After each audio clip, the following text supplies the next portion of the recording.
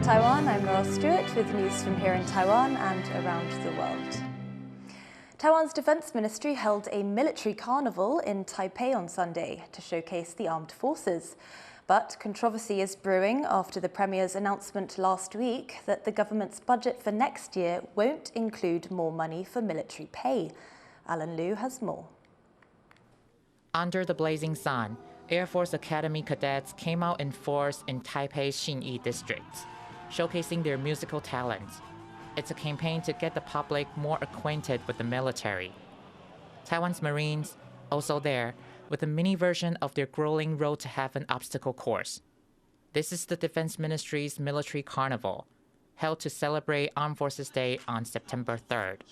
可能还蛮有距离的，对，但是就是小朋友或者是任何年龄，好像都可以就是更多认识，让我们的国军走入社会，让我们的国防走入我们的日常生活。 But this comes after Premier Zhuo Rongtai announced last Thursday that next year's budget won't include pay raises for service members. That's despite promises of around $1,000 per month for volunteer soldiers, a bill opposition parties pushed through the legislature in June. Zhuo says those payments can only be made once the Constitutional Court decides it doesn't violate the Constitution, comments that raise concern among both ruling and opposition parties. 就算是今天要实现，也必须要依法先编列预算，先行发放。财划法是这样子的，那为什么军人的待遇就必须要受到不同的差别对待呢？第一线的募兵官其实受到非常的，就是很错愕。那我觉得就是说，政院在处理这一个事情的角度上，并没有做出很明确的沟通。那我觉得就是现在对整个部队的士气其实有蛮大的负面的影响。 Analysts say raising compensation for military personnel is reasonable, as long as it accounts for the country's economic means. 军人的待遇提高是有它的正当性跟必要性，因为 uniform 这些军人其实一个很特殊的群体，他们是武装的公务员。那进入了职场，第一个他会牺牲部分的自由，那第二个就是他的工作的相对风险比较高。 The cabinet's defense budget proposal is more than $30 billion for 2026, slightly exceeding 3% of GDP, the highest increase since 2008. But now, lawmakers are waiting for the final budget approval, and they'll be closely watching how pay raises for service members are factored in. Ryan Wu and Ellen Liu for TaiwanPlus. Taiwan's economy is showing mixed signals. That's according to the latest data from the Taiwan Institute of Economic Research, or TIER. TIER's president says demand for electronics and AI gave exports a short-term boost, but the country will need to prepare for the long-term impact of US tariffs. The Manufacturing Climate Index rose in July, ending 5 straight months of decline. But construction was slowed by typhoons and housing and services remain weak, leading to growing concerns of a downturn. US Senator Roger Wicker, a prominent China hawk, has begun a Pacific tour that will include a stop in Taiwan. Wicker is the leading Republican on the Senate Armed Services Committee and a notable Taiwan backer. His visit highlights continued support from Congress at a time China is stepping up pressure on Taiwan. It also comes as US President Donald Trump appears to be shifting focus towards a trade deal with China, which reportedly led to the cancellation of Taiwan President Lai Ching-te's planned New York stopover in late July. The Foreign Ministry here in Taipei didn't confirm whether Wicker is coming, but says it welcomes visits from US lawmakers. Premier Zhuo Rongtai and Vice Premier Cheng Li-chun faced questions from lawmakers about ongoing tariff negotiations with the United States.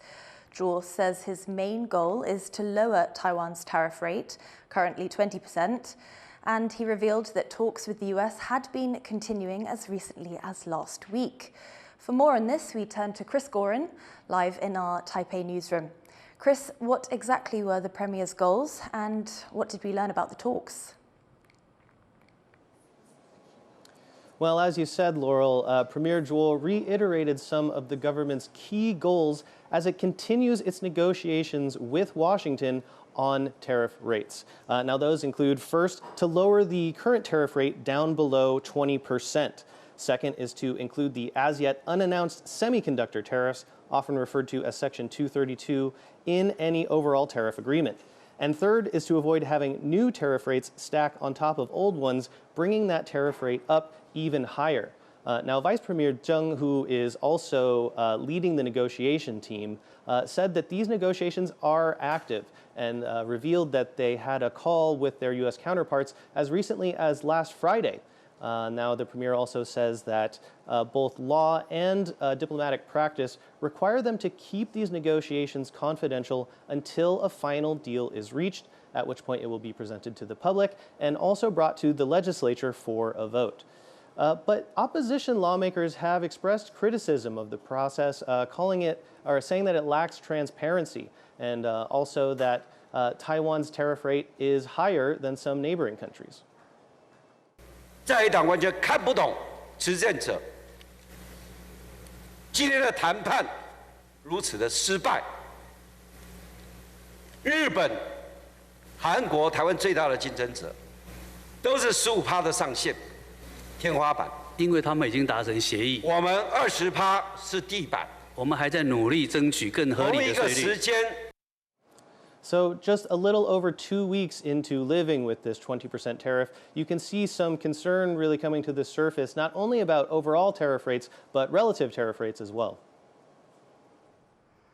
So Chris, what else should we be expecting as we wait for these talks to conclude?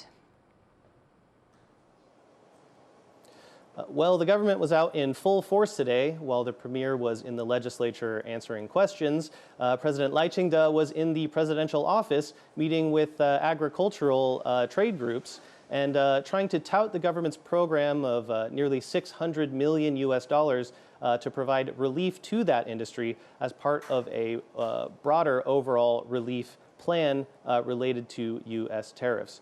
But, as we wait for the Section 232 tariff to be announced, and this overall trade deal with the United States, we might expect to see more government officials out and about trying to reassure the public like we've seen today. Thanks, Chris. That was Chris Gorin from our Taipei newsroom. Taiwan is looking to deepen business ties with Southeast Asia, and many business owners are finding new opportunities in Singapore. Our long-form interview team, Zoom In, Zoom Out, recently visited this city-state to meet with entrepreneur Ting Fan, who works with semiconductor firms expanding across Asia. Here's Ting showing our reporter Isabel Wang what life is like inside a Singapore startup. We actually saw a lot of food court in Singapore, and then especially for this one, I felt like it's a little bit different because it's built for startup most of all. So I think when you're here as a Taiwanese, mingling with your coworkers coming from different places, like what does this food court mean to you, work-wise or like networking-wise? Okay, yes. For me, I think this place is more like because many people they from different stuff from different country, right? And then come here for lunch, for dinner. And this is a good place that you can meet different founders, different people. They also start company. So you get all the idea, and it's helped me to generate my idea as well. This is a meeting pot. So usually different company, if they have a big event, they will host here. And so they will usually have an event announcement, and then provide a free lunch. And usually a lot of investors also coming because they want to see the startup, they want to explore, or maybe have opportunity to invest. The other level, under JTC. This area is all under JTC. So government give us subsidiary for a startup company. So even the rent is cheaper than my personal accommodation. Oh, okay. Yes. So like they're trying to encourage more startup companies to come over here. So Ting, it was really nice to know the Block 71. So like I'm interested in knowing what brings you here to Singapore, and then especially working in semiconductor and then a startup. I come here also for work. But previous to Singapore, I already worked almost 10 years in semiconductor industry. So my first job is in TSMC. So I've been in TSMC almost 5 years, and then I decided to pursue my MBA in UK, And after UK, I joined Intel. Yes, and after Intel, I joined Micro in Singapore. So for me, I have been to Taiwan, China, US, Singapore. That was Ting Fan, the Program Director at Applied and Strong Technology. You'll be able to catch the full episode of that Zoom In, Zoom Out extract from Tuesday on TaiwanPlus.com and YouTube. A referendum on whether to restart the Ma Anshan nuclear power plant failed over the weekend, meaning the plant will stay offline.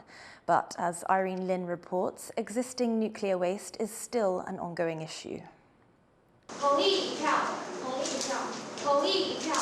Voters in Taiwan have decided not to bring back nuclear power in a nationwide referendum, with the yes votes failing to meet the threshold to pass.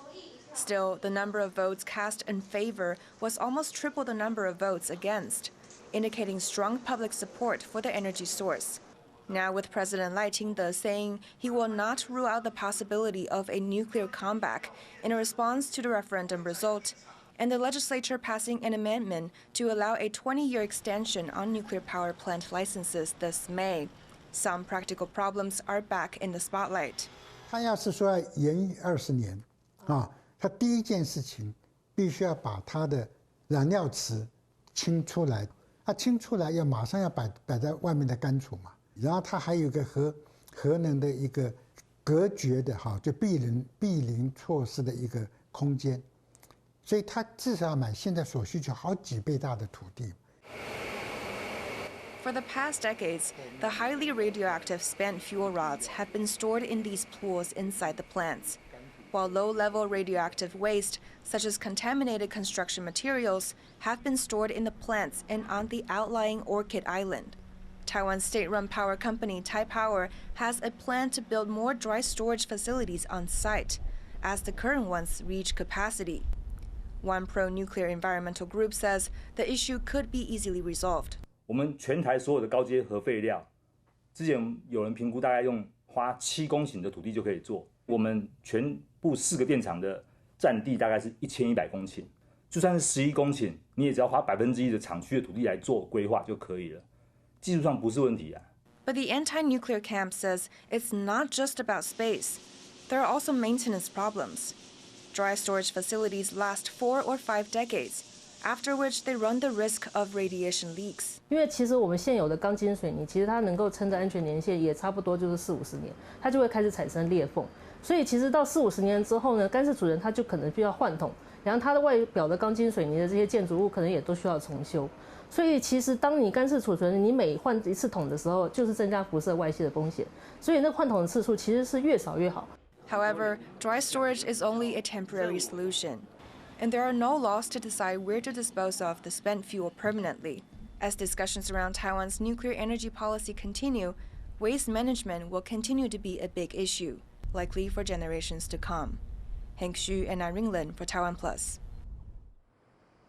Taiwan has triumphed in the Little League World Series Championship with a 7-0 victory over the US state of Nevada. This is the first title for Taiwan since 1996, ending a 29-year drought. 12-year-old pitcher Lin Jinzi dominated the early game, retiring the first 13 batters and allowing just 1 hit over 5 innings. The team went undefeated in all 5 of its games during the annual tournament in South Williamsport, Pennsylvania. Taiwan now has 18 World Series titles, the most of any country aside from the US. Thank you for watching What's Up Taiwan. You can visit the TaiwanPlus website or follow our social media for more stories from Taiwan and around the world.